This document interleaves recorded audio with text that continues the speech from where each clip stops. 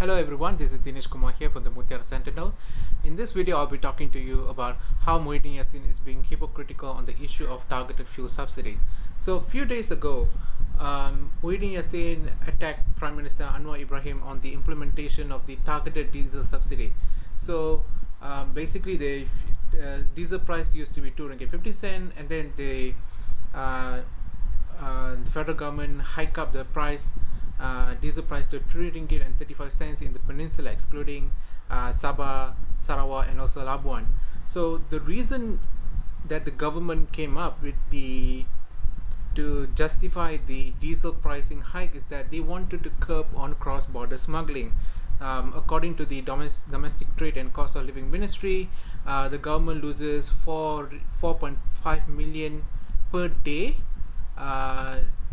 due to cross-border smuggling of diesels, and the government also argued that by coming up with a targeted subsidy for diesel, the government is set to save 4 billion per year. So the government also said that the targeted subsidy needs to be implemented to ensure that whatever subsidy that is implemented by the government is only reaches the poorest Malaysians, not the foreigners and the wealthy. So I would say that this is a very good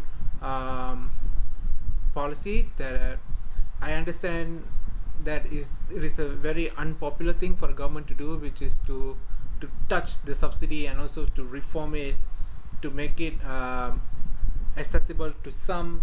But it is something that I think that the government should do if such reforms can bring long-term benefits to the country, instead such as making sure that the government have plenty of money in its coffers to come up with more aids for the people, educational aid, welfare aid, and so on.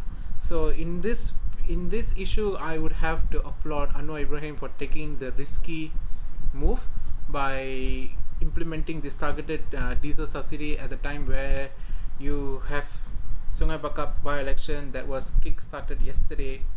So talking about this targeted fuel subsidy, also but targeted subsidy in general, all the previous prime ministers have agreed that we need to do away with bulk subsidy. They have said that bulk subsidy have benefited a lot of well-to-do Malaysians and foreigners instead of the B40 Malaysians. And among those who have argued such way is Muhyiddin Yassin. Back in July 2022, Muhyiddin Yassin said that Malaysia can save up to 20 billion ringgit per year if it implements a targeted approach of subsidy distribution. And commenting on fuel subsidy alone, he said that a targeted approach can be done where B40 Malaysians who have their own cars are eligible to receive subsidized fuel, whereas well-to-do Malaysians, they will have to pay fuel on a market price, which means an unsubsidized price.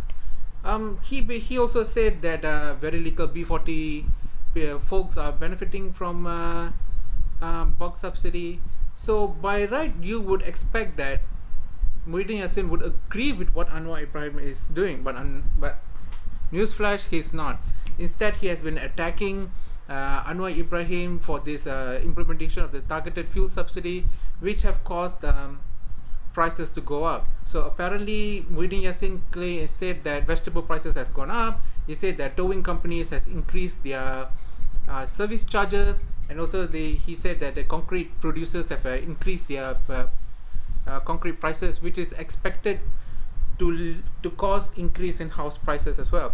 Okay, price hikes of goods and services are expected whenever subsidy is removed, and this is where I think that the federal government, especially the Domestic Trade and Cost of Living Ministry, need to act fast in identifying companies that are ineligible to receive diesel subsidized diesel and yet are engaging in price gouging and profiteering measures. You have specific laws to address this kind of offenses, and the laws need to be used at the maximum against these irresponsible companies. But what I want to talk about is Muhyiddin's attack on this targeted subsidy that is currently being implemented by the Madani government, Anwar is doing exactly what Muhyiddin Yassin pushed for 2 years ago when he was the president of the National Recovery Council. And yet he's attacking Anwar for this, which I have to say is really hypocritical. It is obvious that Muhyiddin Yassin is doing this to chase political clout now that you have a Sungai Bakap election. And speaking of the connection between this subsidy thing and also this Sungai Bakap by-election, we can expect Pakatan National to fully capitalize on this subsidy issue during the campaign trail, meaning that they're going to use this subsidy issue to whack Anwar Ibrahim and also the unity government for being insensitive to the plight of Malaysians who are already grappling with rising cost of living. But here's the thing, Pakatan National also agreed with this whole need of implementing targeted subsidy. As a matter of fact, past Secretary General Takiyuddin Hassan also recently came up with a statement where he welcomed the noble intention behind the government's introduction of the targeted subsidy. But still, despite the fact that the past Secretary General applauded Madani government for coming up with this subsidy approach, chances are that past leaders in the grassroots level, in the state level, meaning in Penang, are going to attack the unity government on this subsidy, on this targeted diesel subsidy approach. So this is why I think Pakatan Harapan, whose candidate Johari Arifin is contesting there, need to work really hard to convince the voters over there. But what is the rationale behind the implementation of this targeted fuel diesel subsidy? Because it is very likely that Pakatan National are going to peddle some falsehoods to the voter over there, and especially a lot of these voters are generally in the dark about what targeted subsidy approach is and why the government is coming up with this this subsidy approach. So the onus is on Pakatan Harapan to work really hard on the ground to during major ceramas or even ceramah kelompok or during walkabouts to explain to the people who ask them this question about, hey, why did you guys came up with this this targeted subsidy? Prices have gone up. So Pakatan Harapan campaigners really need to work hard in convincing the people about why they come up with this targeted subsidy approach. What are the benefits that the Malaysians can expect to enjoy from the money saved from such subsidy implementation? And talking about what Pakatan Harapan have been doing so far, especially PKR, which is Prime Minister Anwar's party, to some extent they have called out Muhyiddin Yassin for his hypocrisy. They have basically they have dug out the comments made by Muhyiddin Yassin back in 2022, and they used that comments to attack him by calling him out for his hypocrisy and so on. But unfortunately, I have to say that from what I have seen online, their efforts are not really that good enough to convince Malaysians, more Malaysians, about the benefit of a targeted subsidy. And I don't know what is wrong with Pakatan Harapan.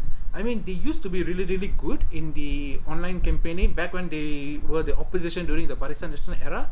But then after they become the government back in 2018 and so now, it appears that they are getting weaker and weaker in their online campaigning. They are losing the online campaigning war to Pakatan National, and it's not good for them because such weakness can cost them a lot, in the future elections.